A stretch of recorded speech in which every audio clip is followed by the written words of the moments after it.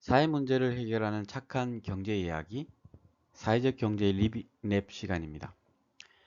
여러분의 관심 그리고 실천을 통해서 우리 주변의 다양한 사회 문제에 관심도 가지고 이거에 대한 해답도 찾는 활동을 하는 시간이고요.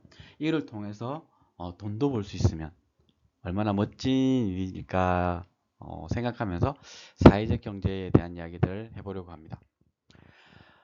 시험도 없고 그냥 유익한 이야기라고 생각하고 들으시면 좋은 시간이 되지 않을까 라고 생각합니다. 그렇다고 해서 뭐 과제가 없는 건 아니기 때문에 그 들었던 내용들을 참고해서 여러분의 이야기들을 풀어내면 우리 동네 이야기들을 풀어내면 좋은 시간이 되지 않을까 생각합니다. 우리나라 사회적 경제의 역사를 한번 살펴보려고 합니다. 첫 번째는 사회적 경제라고 불리는 조직들의 법적인 부분에 있어서 중복에 대한 이야기를 할 수밖에 없습니다. 사회적 기업인 경우에는 인정제를 통해서 사회적 기업 자체가 법인격을 갖고 있지 못합니다. 그러니까 기존의 조직들을 가지고 인정을 받는 협동조합일 수도 있고 주식회사일 수도 있고 뭐 합자회사일 수도 있고 뭐 이런 부분들의 뭐 비영리 민간 단체일 수도 있고 사단법인일 수도 있고 사회복지법인일 수도 있습니다. 이러한 기업이 인정을 통해서 사회적 기업이 되는 부분. 또 다른 뭐 사회적 경제 기업 중에 하나가 자활기업이 있습니다. 자활기업 또한 마찬가지로 뭐 사회적 협동조합이 자활기업이 될 수도 있고 뭐 사단법인이 될 수도 있고 어떠한 형태에 대한 부분에서도 중복이 있을 수 있고 그래서 이 부분에 대한 정리는 한 번쯤은 있어야 되는데 지금은 아직까지 혼재돼서 진행되고 있다라는 부분들에 대한 부분이 있다. 그리고 정당성의 문제입니다. 협동조합을 사회적 경제조직에 포함한다면 모든 협동조합을 사회적 경제로 보아야 하는가에 대한 문제가 있습니다. 뭐 사회적 경제를 하지 않는 협동조합이 있을 수도 있죠. 왜 이익 배분을 위한 것들이 있는 영리기업이기도 하기 때문에 법적인 부분에 있어서 그래서 그 정관상 정관에도 명시되어야 되고 운영 형태도 사회적인 문제를 해결해야 될 때 협동조합이 사회적 경제 기업이다 라고 할 수 있는 거죠. 그래서 사회 문제를 해결하는 부분이 사회적 경제의 핵심이 되는 부분입니다. 세 번째는 법적 제도적 지위로 사회적 경제를 규정할 수 있는 것은 국가가 관점으로 해서 사고하는 오류가 될 수 있다. 그러니까 이것을 왜 뭐라고 해야 되죠? 법적으로 규정을 해야 되는 부분에 민간에서 생기면 안 되는지 민간의 활동들을 그것을 인정해주면 안 되는지 그래서 이 부분에 대해서 유럽이나 이런 사회들 같은 경우에는 민간의 부분을 자율적인 부분들을 맡겨놓는 형태도 있는 거죠.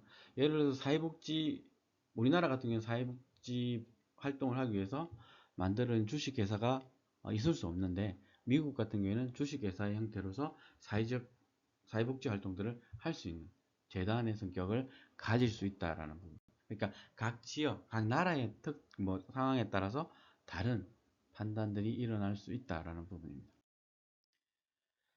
이어서 연도별로 주요 내용들을 한번 살펴보면 그러니까 오랜 부분을 보면 사당패 조직이 전국을 유랑하면서 가난한 농가, 아이, 고아, 여성들을 지원하는 경제 공동체에서 역할을 했었다라고 정리가 되고 있네요.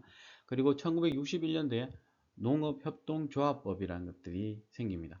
그 속에서 지금 현재 여러분이 보고 있는 농협이 이 근거를 해서 만들어지고 62년에는 수산협동조합 그리고 72년에는 신용협동조합법이 만들어지고 그리고 1999년에는 의료 및 소비자 협동조합법 이때만 해도 조합을 만들기 위해서는 좀 까다롭다라고 할 수 있는 거죠. 이런 부분들이 존재하게 되고 그리고 1996년 복지부의 자활사업을 시범적으로 운영하는 게 만들어지면서 이 자활사업이 그러니까 빈곤계층, 저소득층의 경제적인 버팀목이 되는 것들이 만들어지기 시작했고요. 그리고 1997년에 공공근로가 시작이 됩니다. 이게 이제 사회적 경제, 지역 공동체, 공동체 경제 이런 형태의 활동의 시초가 된다고 볼 수 있는 거죠. 그리고 아까 시범 사업했던 부분들이 제도적으로 2000년도에 들어서면서 국민기초생활수급법 안에 자활지원 사업이 제도적으로 그러니까 안착화된다라고 할 수 있는 거죠. 그리고 2003년에 노동부에서 사회적 일자리 사업. 저도 그러니까 이 사회적 일자리 사업으로 그러니까 그때 당시에 장애인 부모에 있을 때인 것 같아요. 장애인 부모에 있을 때 그때 김해시에서 운영, 지금은 뭐 지하계층 뭐 교통지원 이런 사업이라고 하는데 그때 당시 김해시에 세 대인가 운영되는 휠체어 택시가 있어요. 장애인들의 이동을 돕기 위해서 만들어진. 그게 장애인 부모에서 한 1년 반, 2년 정도 운영한 한 적이 있었어요. 그때 당시에 이제 어르신들의 일자리를 만들고 그분들이 어, 어르신하고 저소득층의 일자리를 만들어서 그분들이 그러니까 활동을 하면서 이렇게 했던 사회적 일자리에 참여를 했던 기업들이 있고요. 그리고 2007년도 같은 경우는 사회적 기업 육성법, 아까 이전에도 만든 그런 육성법을 만들어지면서 본격적으로 제도화에 사회적 경제라는 사회적 기업이 들어가는 부분이 생겼습니다. 이걸 표로 한번 정리해 보면 일제강점기 같은 경우는 자발적인 동기를 통해서 지식인 농촌 기반의 협동조합 쿱이라고 하죠 생성이 됐고 근데 이게 이제 자율적인 부분이 되다 보니까 정치적 탄압의 중심에 놓이게 되죠.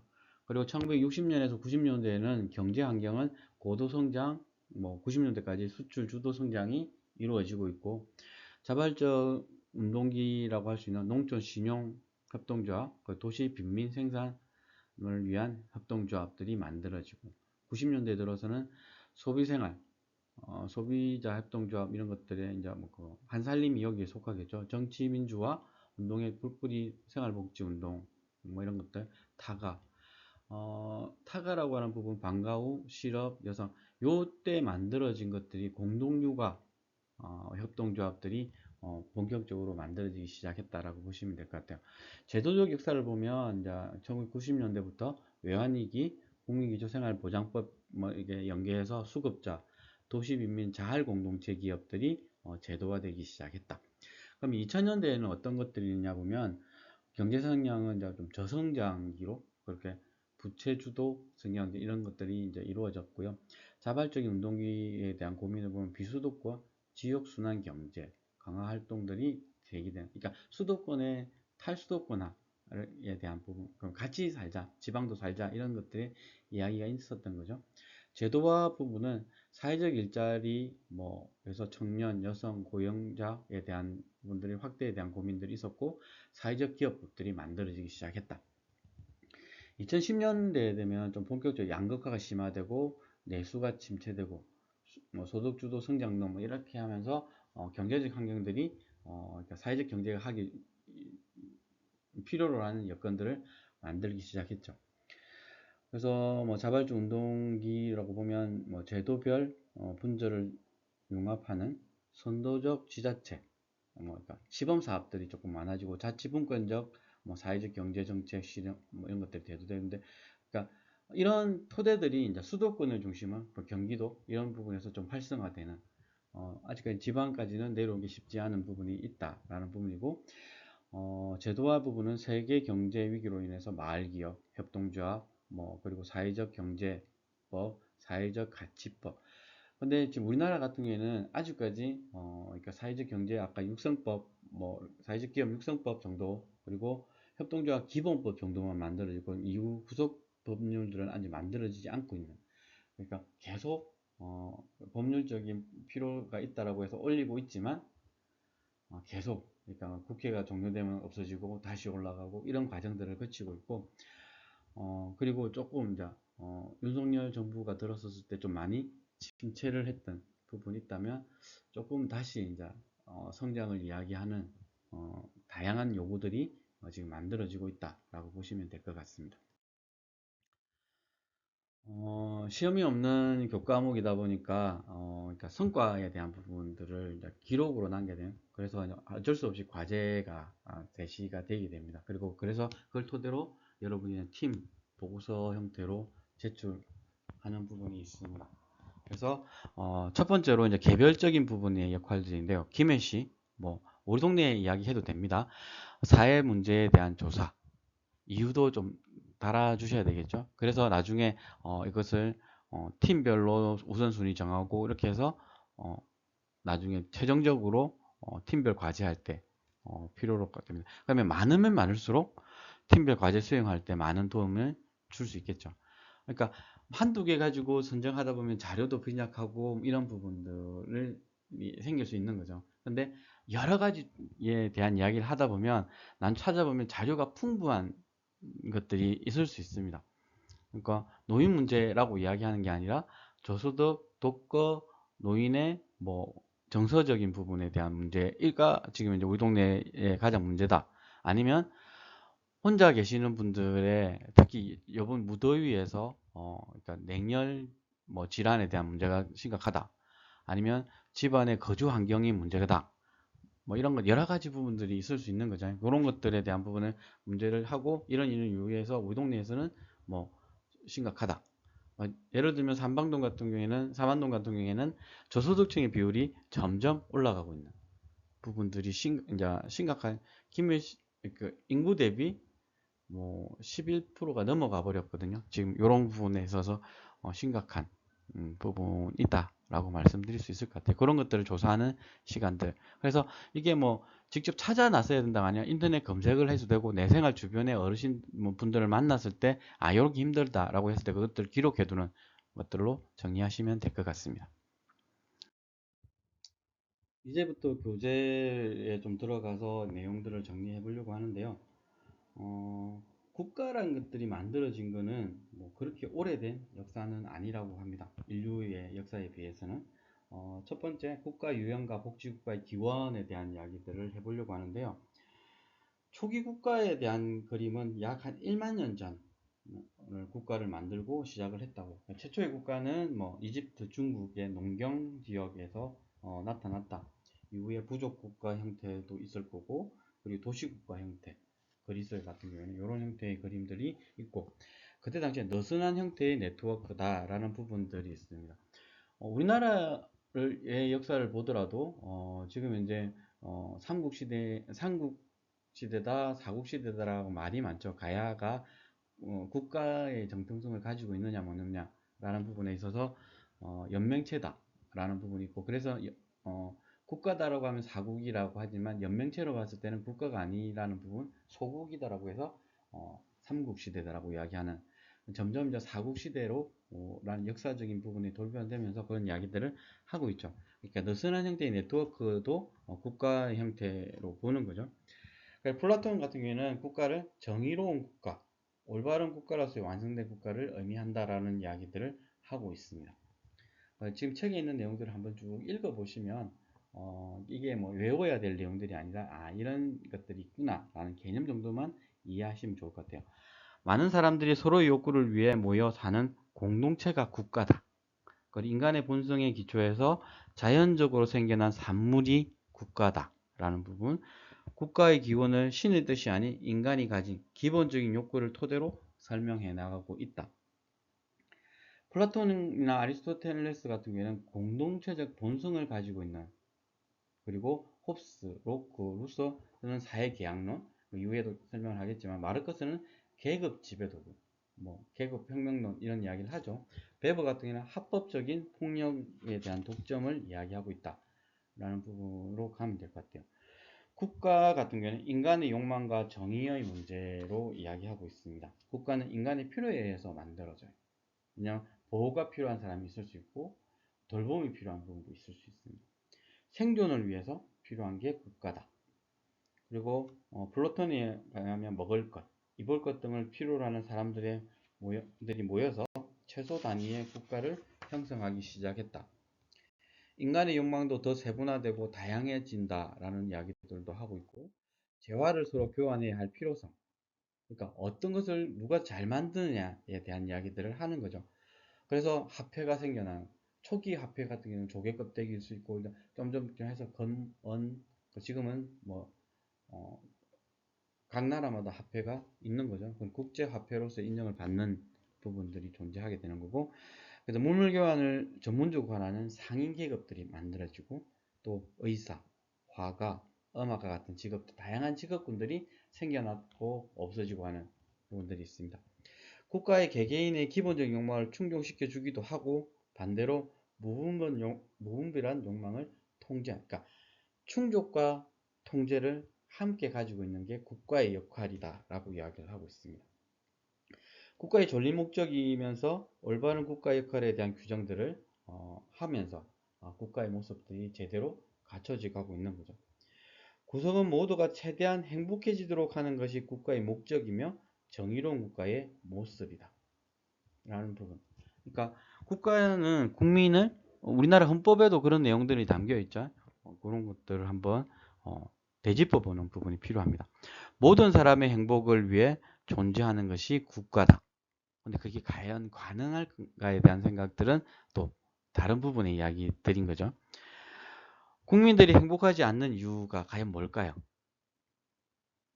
플라톤 같은 경우는 국가의 타락, 정의롭지 못한 모습에서 이 행복하지 않다라는 부분을 이제 이야기했는데요. 행복하게 만드는 역할. 지금 여러분들은 행복하시나요? 뭐 행복하신 분도 있으실 거고 불만이 많으신 분도 있으실 겁니다. 하지만 이 행복을 만들어가는 것은 국가만의 역할이 아니라 국가와 국민이 함께 해나가야 되는 중요한 역할이지 않을까라는 생각을 합니다. 국가 유형을 한번 분류해보면 전통국가, 근대국가, 민주국가, 권위주의 국가, 뭐 독재국가일 수도 있겠죠. 복지국가, 뭐 채소국가 이런 형태의 이야기들을 합니다.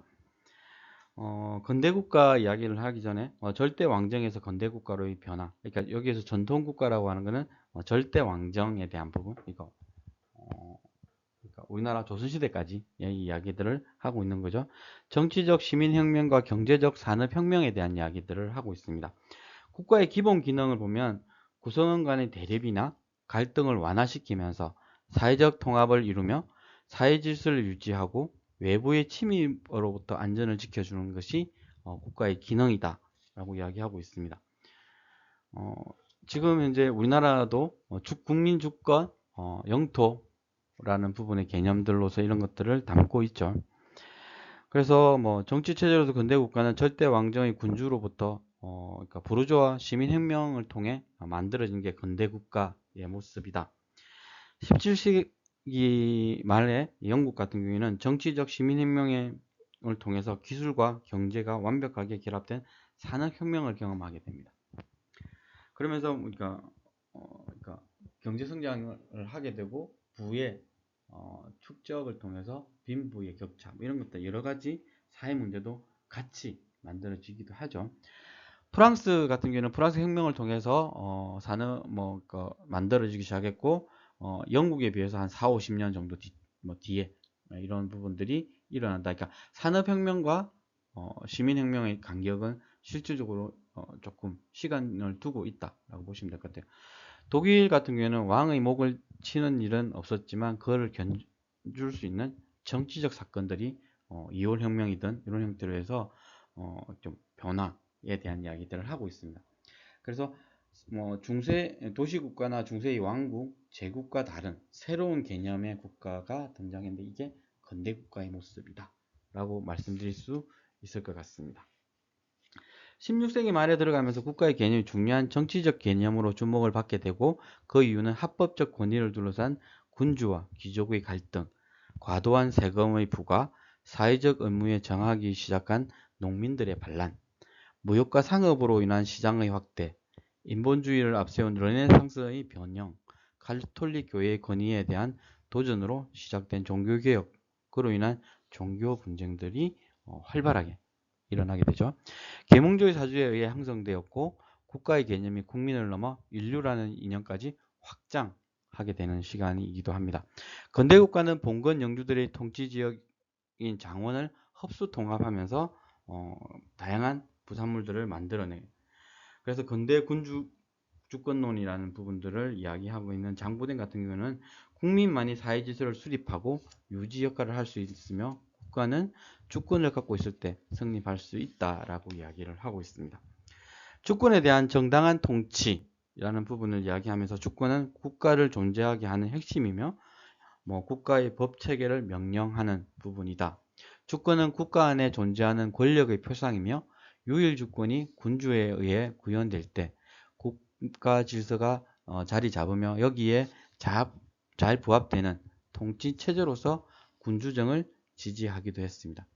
그래서 국가의 통치를 통해서 근본적인 목표는 행복, 정의를 이야기하기도 했습니다. 그리고 권력의 정당성은 정당한 통치에서 나온다라고 할 수 있는 거죠. 그래서 정당하지 않은 통치에 저항하는 것은 당연하다라고 이야기하고 있고 전 세계적으로 대한민국이 이것을 좀 잘한다고 표현하면 그런데 부당한 그러니까 문제에 대한 부분에서는 그러니까 국민들이 이것을 해결하기 위해서 들쳐 일어나는 부분들이 존재한다라는 이야기들을 하고 있습니다. 그리고 책에 쭉 읽어보시다 보면 홉스에 의해서 사회계약론 이런 것들도 나오고요. 그리고 막스 베버 같은 경우는 폭력 국가로서의 국가 이런 것들 이야기하고 있습니다.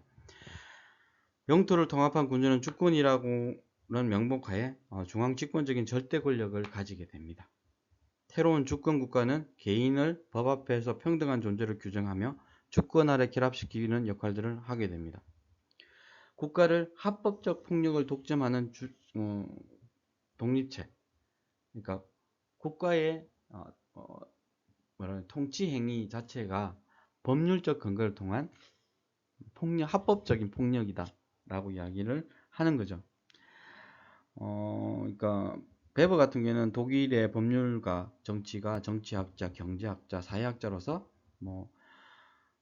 다양한 이야기들을 하고 있는데요. 이 중에 이제 국가에 대한 이야기들을 하고 있다. 개인과 집단의 이익이 최대한 실현되면서 갈등을 해결하기 위한 수단으로서 폭력 사용을 줄이는 것을 의미한다. 근대 국가를 이야기하면서 사회학적으로 정치적 결사체나 국가를 정의하는 데 있어서 그것이 수행하는 업무의 내용을 중거로 삼을 수는 없다. 사회학적 관점에서 볼 때 다른 모든 정치적 결사체들과 마찬가지로 근대 국가란 국가만이 하는 고유 업무에 있어서가 아니라 그것이 고유하게 지니고 있는 특수한 수단을 중구로 정의할 수밖에 없는데 그 수단이란 곧 물리적 폭력, 관권력이다 라고 정의를 하고 있습니다. 그래서 폭력, 관권력, 국가가 폭력을 독점함으로써 사회질서의 안정을 유지하는 것을 이야기하고 있다 라는 부분까지 말씀드릴 수 있을 것 같고요. 좀 더 이어서 나가면 칼 마르크스 계급 국가론인데요. 역사적 발전을 계급 투쟁의 과정이다 라고 정의하면서 철학적 사유를 변정법적으로 이것을 해결한 변정법인 거죠. 정반합의 이런 부분들을 이야기하고 있습니다. 인류 역사의 진보는 원시 공동체 사회를 시작으로 생산력이 발전함에 따라 이에 조응하는 생산관계가 형성되어 온 계급투쟁의 역사로 보고 낮은 생산수단의 사회에서 높은 단계의 생산력의 사회로 이행하는 과정은 생산력과 생산관계의 갈등이나 모순에서 비롯되며 이 과정에서 적대적 계급 간의 대립이 변정법적 발전을 거치며 인류 역사로 발전했다. 마르크스 같은 경우에는 변정법적 유물론을 조금 주창하기도 했죠. 인간이 생산활동을 시작하면서 잉여 생산물을 둘러싸고 만들어진 소유관계의 변화가 새로운 사회로 이행하는 주요한 원인이 된다. 따라서 근대 국가의 출현은 인간의 의지와 계약을 통해 만들어진 것이 아니고 이전 사회 구성체인 봉건제 생산 양식에서 발생한 부르주아와 왕정 간의 계급 투쟁의 산물이라고 이야기하고 있습니다. 그리고 철학자들은 세계를 단지 다양하게 해석을 했고 그 중요한 것은 세계를 변혁시키는 것이다. 그래서 사회의 역사적 발전은 개인, 시민사회, 국가 순으로 진행되었다고 이야기하고 있고 국가는 다시 법, 도덕, 인륜의 순서로 이것을 통치해 나가고 있다라는 부분들입니다. 절대 정신의 구현체로서의 국가는 계약으로 이루어진 시민사회의 모순을 해결할 수 있는 외적 계기로 작동하게 된다. 그래서 마르크스 같은 경우는 국가법 비판에서 헤겔의 주장을 비판하고 시민사회, 국가 모두를 지향하는 공산주의를 말하기도 했죠. 근데 이게 뭐 공산사회, 자본주의, 공산주의, 사회주의 부분에서는 현재 뭐 당시에서는 뭐 공산주의가 가지는 나름대로의 장점 이런 것들이 있었다고 하지만 구현하는 과정에서 이것들을 표현하지 못했던 아쉬움이라기 표현보다는 문제가 있는 거죠. 그래서 현재로서는 자본주의가 다양한 문제를 가지고 있지만 다 사회주의와 공산주의보다 우월한 부분이 존재한다라고 말씀드릴 수 있을 것 같습니다.